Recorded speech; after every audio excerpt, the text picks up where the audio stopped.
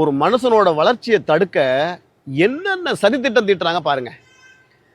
கடந்த 25ஆம் தேதி டிவிக்கோட 2வது மாநாடு மதுரையில் நடந்துச்சு.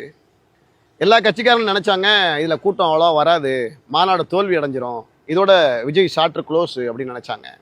ஆனா அதற்கு மாறா ஒட்டுமொத்த இளைஞர்களும் ஒன்னா சேர்ந்து ஒரு 20 லட்சம் பேர் மதுரையில கூடிட்டாங்க.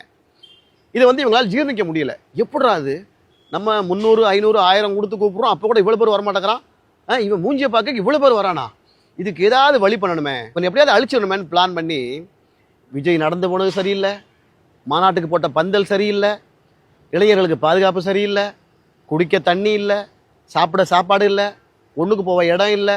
ஐயோ, என்னென்னையா கட்டுக்கதை கட்டுவீங்க நீங்க சொல்லுங்க. இதோட இன்னொரு கதை ஒன்று ஓடிக்கிட்டு இருக்கு.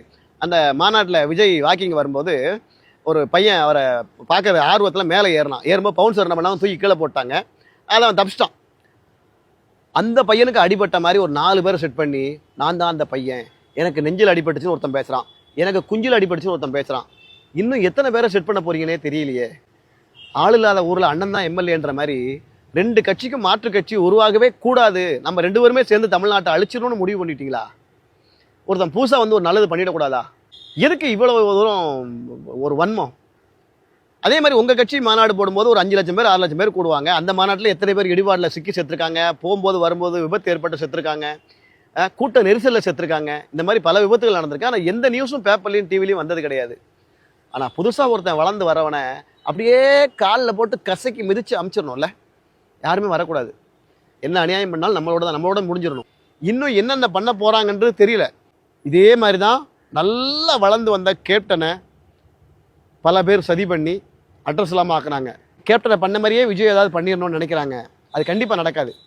ஏன்னா கேப்டன் இருந்த காலத்தில் மக்கள் அந்த அளவுக்கு விழிப்புணர்வாக கிடையாது, எல்லார் கையிலையும் செல்ஃபோன் கிடையாது.